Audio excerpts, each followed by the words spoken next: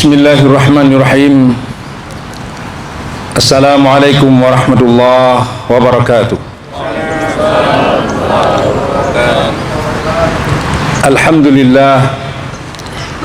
Alhamdulillahilladzi khalaqal mauta wal hayata liyabluwakum ayyukum ahsanu amala.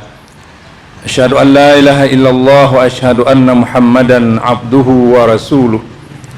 Allahumma salli wa sallim wa barik ala Muhammadin wa ala alihi wa ashabihi ajma'in, amma ba'd. Pertama-tama marilah kita memanjatkan puji dan syukur kehadirat Allah Subhanahu wa taala, di mana pada pagi yang sangat cerah dan berbahagia ini Allah telah mengizinkan kita melaksanakan apel tanggal 17 seperti biasa. Semoga dengan pelaksanaan apel ini Allah semakin merajut hati kita, semakin mengukuhkan persatuan dan kesatuan kita di dalam menjawab tantangan zaman, khususnya amanat yang diberikan kepada kita semua untuk meningkatkan layanan dan kualitas pendidikan tinggi, khususnya UIN Naraniri yang kita cintai ini. Salam pada baginda Rasulullah sallallahu alaihi wasallam yang berkat diutus beliau ke muka bumi ini, kita telah mendapatkan banyak hikmah. Antaranya hikmah kita mengenal yang benar itu benar. Dan mari sama-sama kita berdoa semoga Allah senantiasa menampakkan kebenaran itu benar, sehingga kita senantiasa berada dalam kebenaran, dan senantiasa pula Allah menunjukkan yang batil atau salah itu salah, sehingga kita semakin dapat mengontrol diri dan tidak berada dalam barisan kesalahan itu.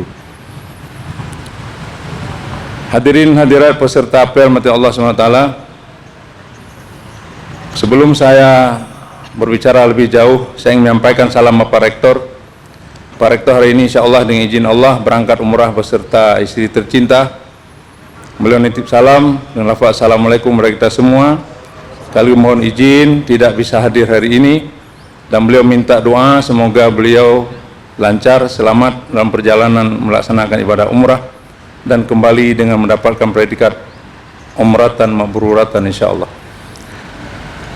Hadirin rahmati Allah SWT, membangun sebuah perguruan tinggi juga menjalankan amanat yang dibebankan kepada kita itu merupakan suatu hal yang tidak ringan.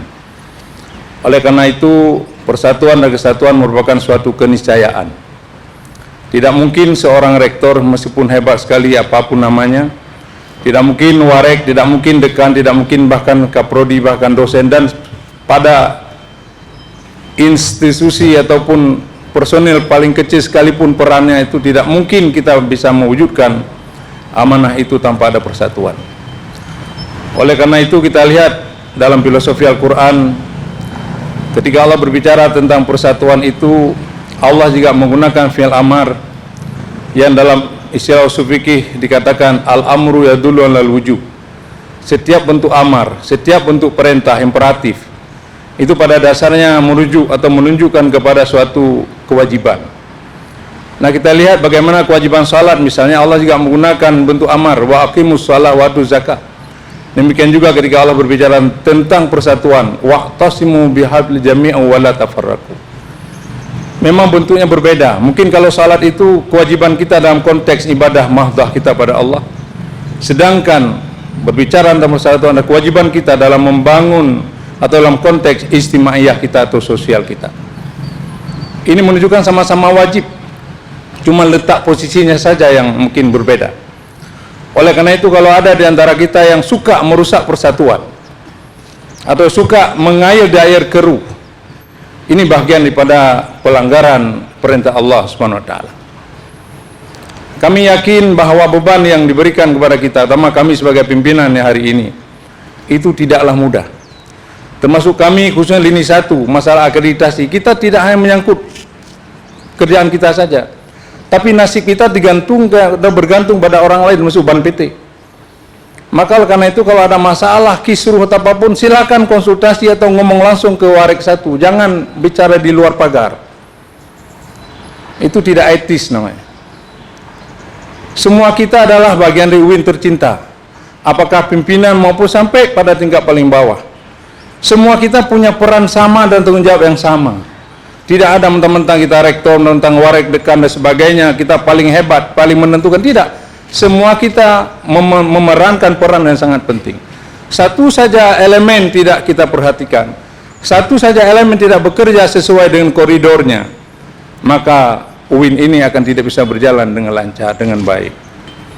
Oleh karena itu, sebagai pimpinan kami mengajak semua kita, mari membangun komunikasi yang baik, komunikasi yang etis, komunikasi yang timbal balik, sehingga kemudian semua berita yang kita sampaikan, semua hati atau keluhan-keluhan hati kita bisa direspon dengan baik pula. Kami sebagai pimpinan tentu mengakui bahwa selain kelebihan juga banyak kelemahan-kelemahan pada kami. Oleh karena itu kami mengajak, kalau ada hal-hal yang kurang, tolong tabayun, tolong ketemu langsung. Ya, kita tidak lari, kita tidak menyembunyikan diri. We are not escaping ourselves from any problem. Kita tidak melarikan diri dari setiap masalah yang ada. Karena semua punya risiko, semua punya tantangan. Kalau memang tidak sanggup megang amanah, ya kita mundur. Kalau memang tidak mau kita meng-cross check, maka nggak usah ngomong. Karena semua itu yang kita lafazkan itu semua ila ladaihi raqibun atid. Semua yang kita lafazkan, semua yang kita bicarakan, bahkan semua yang ada di hati kita, semuanya itu akan diminta pertanggungjawaban oleh Allah Subhanahu wa taala. Kita semua orang dewasa. Jadi marilah kita bekerja, marilah kita berbuat, marilah kita bertindak semua dengan penuh tanggung jawab. Termasuk sekarang ini, kemarin kita baca di WhatsApp bahwa salah satu elemen masyarakat yang paling banyak menyebarkan hoak itu ternyata kelompok dosen. Saya tidak bicara UIN, tapi kelompok dosen seluruh Indonesia maksudnya. Artinya orang-orang semakin terdidik, belum tentu orang itu secara otomatis terbebas daripada hal-hal bohong, dari hal-hal yang tidak bisa menunjukkan. Oleh karena itu mari kita menjaga setiap apa yang kita katakan, setiap apa yang kita lakukan, kita harus mampu bertanggung jawab, baik pada hukum negara, lebih-lebih lagi pada hukum Allah Subhanahu wa taala. Oleh karena itu Allah menganjurkan kepada kita, kalau ada berita bohong yang dapat merusak persatuan kita, maka kita harus tabayun. Maka Allah katakan Al-Quran, ya allazina amanu in ja'akum fasikum binaba'in, kewajiban kita fatabayyanu. Maka tabayun. Ini saya lihat ini banyak grup-grup, banyak medsos semakin tidak kondusif. Ngomong di situ fitnah, ngomong di situ menjelekkan orang. Apa itu tujuan kita? Apakah itu ciri-ciri orang Islam? Enggak. Orang Islam itu gentleman dia. La tazlimuna wa la tuzlamun, jangan aniaya, jangan pula menanya orang. Gitu loh. Jadi saya mewakili pimpinan menyampaikan bahwa persatuan dan kesatuan itu menjadi kunci utama bagaimana kita menatap masa depan UIN yang lebih cerah, yang lebih promising, lebih menjanjikan, dan yang lebih insya Allah memberikan kontribusi positif pada perkembangan dan kemajuan bangsa, negara, dan agama kita tercinta.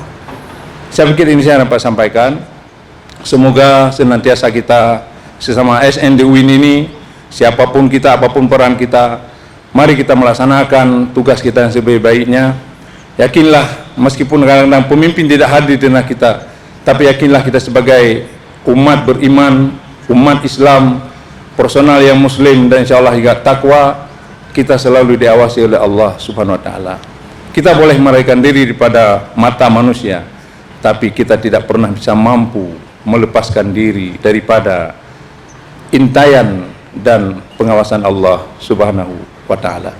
Barangkali ini saya sampaikan, mari sekali kita tingkatkan persatuan kesatuan kita. Mari kita tingkatkan semangat saling hormat menghormati, saling harga menghargai. Yang jelas kita tahu bahwa everybody can do wrong, termasuk pimpinan. Semua orang bisa berbuat salah, termasuk saya, termasuk kita semua. Oleh karena itu ketika ada salah teman kita, ketika ada salah pimpinan kita, ketika ada anak buah kita yang salah, maka kita janganlah keluarkan kata-kata yang tidak pantas. Kita hitung-hitung, hari ini kita di atas, besok someday kita bisa di bawah. Oleh karena itu marilah masing-masing kita menyadari siapa kita, apa peran kita, dan yang paling penting akan kemana kita kembali. Semua kita kembali pada Allah, dan semua tidak kita bawa kemegahan yang mungkin pernah kita miliki di dunia ini. Yang kita bawa hanya amal yang soleh saja. Demikian apa yang saya sampaikan, semoga menjadi perhatian dan pelajaran bagi saya dan kita semua. Wabillahi taufiq wal hidayah. Wassalamualaikum warahmatullahi wabarakatuh.